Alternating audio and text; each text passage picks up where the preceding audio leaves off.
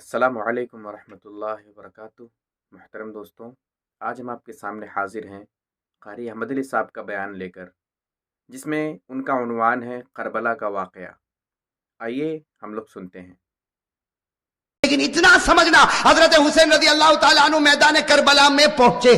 بھائی حضرت حسین رضی اللہ تعالیٰ عنہ میدان کربلا میں پہنچے، رات کے وقت میں پہنچے۔ یہ سمجھنا کون سے وقت میں پہنچے، اور جمعہ کی رات تھی۔ کہو سبحان اللہ۔ جمعہ کی رات تھی میرے دوستو، جمعہ کی رات تھی۔ خیمہ لگایا حضرت حسین رضی اللہ تعالیٰ عنہ نے، کربلا کے میدان میں خیمہ لگایا۔ جمعہ کی رات ہے، آپ آرام فرما رہے۔ کہو آپ آرام، یعنی حضرت حسین سو رہے، آپ آرام فرما رہے۔ ان کے چھوٹے بھائی جن کا نام ہے حضرت عباس، حضرت حسین کے چھوٹے بھائی، کیا نام ہے؟ حضرت عباس۔ انہوں نے دیکھا کہ سامنے لشکر آ گیا۔ بھائی سامنے لشکر آ گیا اور کھڑا ہو گیا، اور ہزاروں کی تعداد میں، اس لیے کہ بعض کتابوں میں 4000، تو بعض کتابوں میں 40,000، تو بعض کتابوں میں 1,00,000۔ مطلب ہے کہ سامنے لشکر آتا گیا آتا گیا آتا گیا۔ اب حضرت عباس، وہ تو بیچارے جوان تھے، دوڑتے دوڑتے خیمے میں آئے۔ حضرت حسین سو رہے تھے، کہا بھائی حسین اٹھو، بھائی حسین اٹھو، بھائی حسین اٹھو۔ حضرت عباس نے جب حضرت حسین کو اٹھایا، حضرت حسین چونک کر اٹھے۔ کہا کیا ہوا کیا ہوا؟ کہا سامنے لشکر آ گیا۔ تو کہا اس میں اٹھایا کیوں؟ میں خواب میں نانا کے ساتھ بات کر رہا تھا۔ ارے کہو نا سبحان اللہ۔ سنتے جانا میرے دوستو، حضرت حسین نے کس زبان سے کہا ہوگا؟ کہا عباس میرا بھائی اٹھایا کیوں؟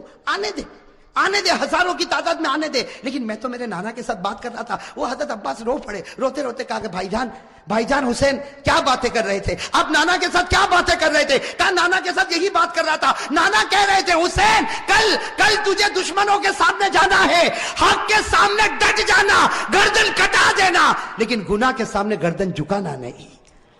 میرے دوستو، حضرت حسین رضی اللہ تعالیٰ عنہ صبح ہوئی، کون سا دن؟ جمعہ۔ اس لیے جمعہ کی رات تھی، اٹھے تو جمعہ فجر کی نماز پڑھائی۔ کہو فجر کی۔ اس کے بعد میں میرے دوستو سامنے والوں سے بات چیت شروع ہوئی، بات چیت ہوتی گئی۔ ایک معاملے پر آ کے معاملہ اٹک گیا۔ ایک سودا ایسا تھا جو حسین کو منظور، باقی باتیں حضرت حسین سنتے گئے، یہ بھی منظور، یہ بھی منظور، یہ بھی منظور، یہ بھی منظور، لیکن جب سامنے سے یہ بات آئی کہ حسین اعلان کرو کہ یزید کے ہاتھ پر بیعت کرنے کے لیے تیار ہوں، اعلان کرو یزید کے ہاتھ پر بیعت کرنے کے لیے تیار ہوں، حضرت حسین رضی اللہ تعالیٰ عنہ نے کہا یہ نہیں ہو سکتا، میں یزید کے ہاتھ پر بیعت نہیں کروں گا۔ ہاں مجھے یزید کے پاس لے جاؤ، معاملہ صاف ہوگا، اس کے بعد میں ہاتھ پر بیعت ہوگی، باقی ابھی یزید کے ہاتھ پر بیعت۔ میرے دوستو سننا، یزید کے ہاتھ پر بیعت نہیں ہوگی۔ حضرت حسین سے پوچھا گیا آپ بیعت کیوں نہیں کرتے؟ بھئی یزید کا، حضرت حسین رضی اللہ تعالیٰ عنہ نے کہا میں تو کر سکتا، کسی کے ہاتھ پر بھی بیعت کر لوں، مجھے یزید سے کوئی دشمنی نہیں۔ سننا حضرت حسین کا جملہ، مجھے یزید سے کوئی دشمنی نہیں، میں تو کسی کے ہاتھ پر بھی بیعت کر لوں، لیکن یزید کی حکومت میں گناہ ہو رہا ہے، یزید کے دربار میں گناہ ہو رہا ہے، یزید کے دربار میں، اس کے محل میں، اس کی حکومت میں گناہ ہو رہا ہے، اور گناہ کا احساس بھی نہیں۔ نبی کا نواسا جان دے سکتا لیکن گناہ کو برداشت نہیں کر سکتا۔ بس ہم، حضرت حسین نے جب یہ کہا تو انہوں نے کہا مقابلے کے لیے تیار ہو جاؤ۔ حضرت حسین نے کہا تیار۔ ارے کہو نا سبحان اللہ۔ تو کیا طے ہوا؟ وہاں کا ایک، یہاں کا ایک، مقابلہ ہوگا۔ حضرت حسین نے کہا کوئی بات نہیں۔ حضرت حسین رضی اللہ تعالیٰ عنہ نے اعلان کیا میرے لشکر میں جو بوڑھے میاں ہیں جن کا نام ہے حضرت غرید، کیا نام ہے؟ حضرت غرید، جن کی عمر 61 سال کی ہے۔ کتنی؟ 61 سال۔ حضرت حسین نے اعلان کیا غرید میدان میں اترے۔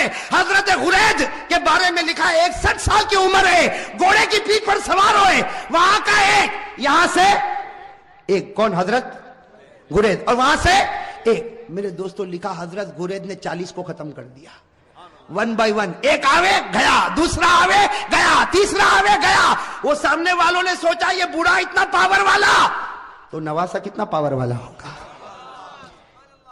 جب اوپنر ایسا ہے، ابھی تو میڈل آرڈر باقی ہے۔ بات سمجھنا اس کو، بہت پیاری بات ہے۔ سامنے والے گدر پر آ گئے، دھوکے پر آ گئے، کہا حسین یہ ایک ایک والا معاملہ نہیں چلے گا، ورنہ شام تک ہم تو ختم ہو جائیں گے، ایک ایک والا نہیں ہوگا، ہم سب اور تمہارا ایک، ہم سب اور تمہارا۔ حضرت حسین رضی اللہ تعالیٰ عنہ نے اس کو بھی منظور کیا۔ میرے دوستو وہ حضرت غرید جنہوں نے 40 کو ختم کیا تھا، وہ حضرت غرید ابھی بھی ان کی تلوار چمک رہی، گھوڑے پر ہے، سب نے ایک ساتھ میں ان پر حملہ کیا، آپ کو مارا گیا، آپ کے بدن کو چھلنی کر دیا گیا۔ جب بالکل آخری گھڑی آئی تو انہوں نے حضرت حسین کے سامنے حضرت غرید کو پھینک دیا۔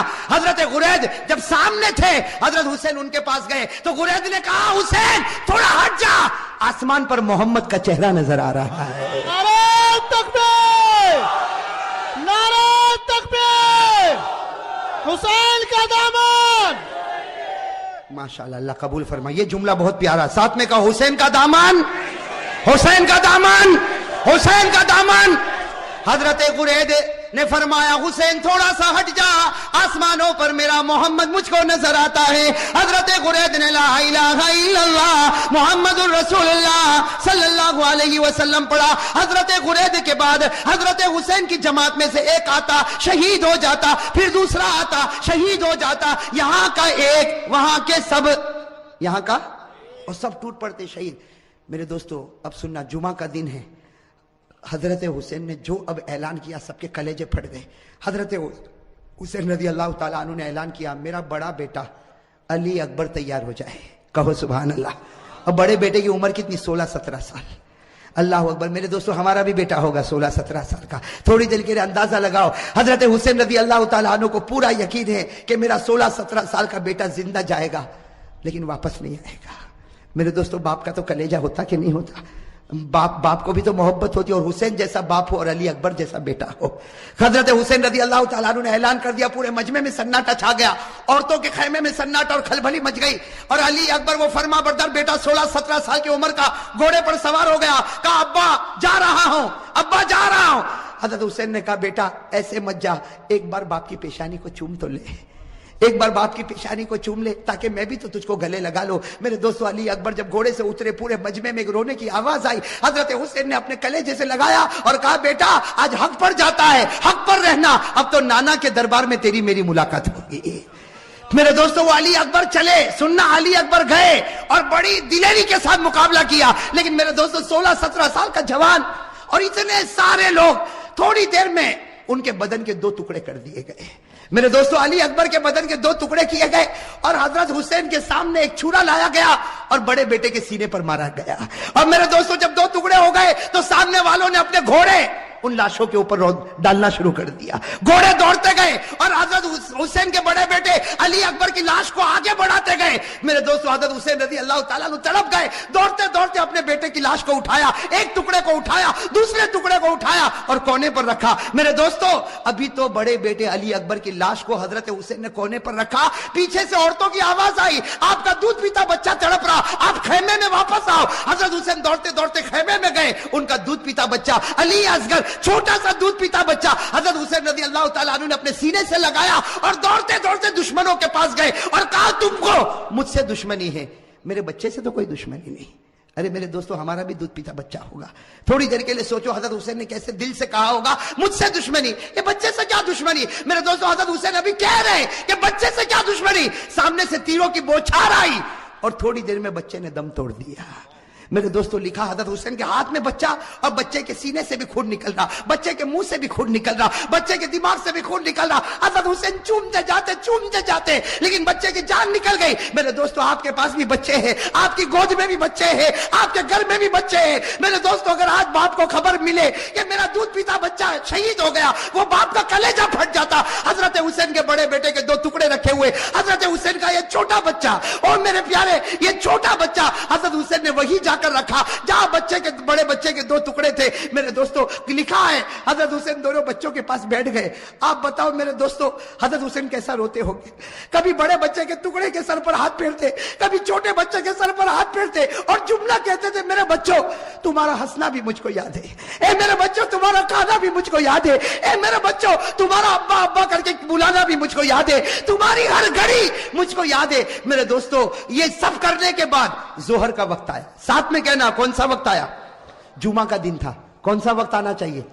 لیکن کربلا کا میدان جمعہ ہونے والی، میں میدان میں جمعہ ہوتی، گاؤں دیہاتوں میں جمعہ ہوتی، हजरत हुसैन ने फरमाया, मेरे दोस्तों बड़े बच्चे का टुकड़ा रखा हुआ है, वो बाप ने कैसे वजू किया होगा। हजरत हुसैन ने वजू किया और वजू करने के बाद कहा चलो जमात बनेगी, जोहर की नमाज होगी। हजरत हुसैन ने 2 रकात जोहर की नमाज पढ़ाई। मेरे दोस्तों मुकाबला करने वाले मुकाबला करते गए। हजरत हुसैन ने जोहर की 2 रकात नमाज पढ़ाई और उसके बाद में हजरत हुसैन ने अपना घोड़ा लिया और फरमाया, अपने खेमे में फरमाया वो पुरानी चादर जो कोने में रखी वो लेकर आओ। मेरे दोस्तों एक बड़ी चादर लाई गई, बिल्कुल पुरानी चादर लाई गई। हजरत हुसैन ने सीने से लगाया और कहा लोगों तुम्हें मालूम नहीं ये मेरी मां फातिमा ने अपने हाथों से बनाया था।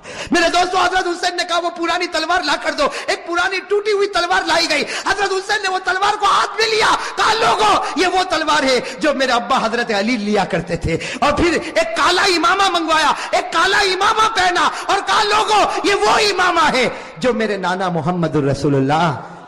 मेरे दोस्तों थोड़ी देर के लिए सोचना वो हुसैन का दिल कैसा टूटा हुआ होगा। घोड़े पर सवार हो गए। अगर कपड़ा देखो तो फातिमा ज़हरा का है, तलवार देखो तो अली मुर्तजा की है, इमामा देखो तो नबी का है। मेरे दोस्तों मौलाना अबुल कलाम आजाद अपनी किताब में लिखते जोहर के बाद ये अल्लाह का वली मैदान में उतरा, 4.5 से 5 घंटे तक आप अकेला मुकाबला करते रहे।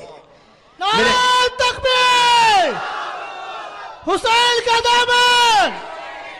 मेरे दोस्तों आप सिर्फ अंदाजा लगाओ, सामने 4,000 होंगे, 40,000 होंगे। अरे मेरे दोस्तों मेरा ईमान कहता है सामने लाखों होंगे, अरबों होंगे, खरबों होंगे, लेकिन हुसैन का नहीं बिगाड़ सकते, इसलिए कि हुसैन मुकाबला नहीं करता था, फातिमा की चादर मुकाबला कर रही थी। मेरे दोस्तों हुसैन मुकाबला नहीं करता था, अली की तलवार मुकाबला कर रही थी। हुसैन मुकाबला नहीं करता था, नबी का इमामा मुकाबला कर रहा था। मेरे दोस्तों सुनना, मुकाबला चलता गया। मौलाना अबुल कलाम आजाद लिखते हैं, जरा कान खोलकर सुनना, मौलाना अबुल कलाम आजाद लिखते हैं कि आपके सर मुबारक से लेकर आपके पेट मुबारक तक 80 तलवार के जख्म लग चुके थे। और मेरे दोस्तों पूरे खून से लहू लुहान हो गए, खून से। और मेरे दोस्तों एक बात सुनना, जब हजरत हुसैन का जब मुकाबला चलता था, सामने से किसी ने बर्छा आपके होठ पे मारा था। किस पर मारा था? आपके होठ पर मारा था और खून गिर रहा था। और पीछे से लोग जो हजरत हुसैन की जमात में थे वो पीछे से कहते थे कि होठ पर क्यों मारा। पीछे से आवाज आती थी कि ओ दुश्मनों तुमने हुसैन के होठ पर क्यों मारा, ये वो होठ है जिसको नबी रोजाना चूमा करते थे, ये वो होठ है जिसको हमारे नबी चूमा करते थे। मेरे दोस्तों कैसे लहू लुहान हो गए। अब सुनना जो पॉइंट की बात है, हजरत हुसैन खड़े हो गए और कहा ठहर जाओ, थोड़ी देर के लिए ठहर जाओ। सब रुक गए। कहा क्या हुआ? कहा असर की नमाज पढ़ना है। दोस्तों ये था कारी अहमद अली साहब का बयान किया हुआ करबला का वाक़या का पहला हिस्सा। उम्मीद है आप सबको ये वीडियो पसंद आई होगी। अगर ये वीडियो पसंद आई हो तो आप लोग इसे लाइक करें और हमारे चैनल को इसी तरह के वीडियोस पाने के लिए सब्सक्राइब करें। मिलते हैं फिर नेक्स्ट वीडियो में, तब तक के लिए खुदा हाफिज़।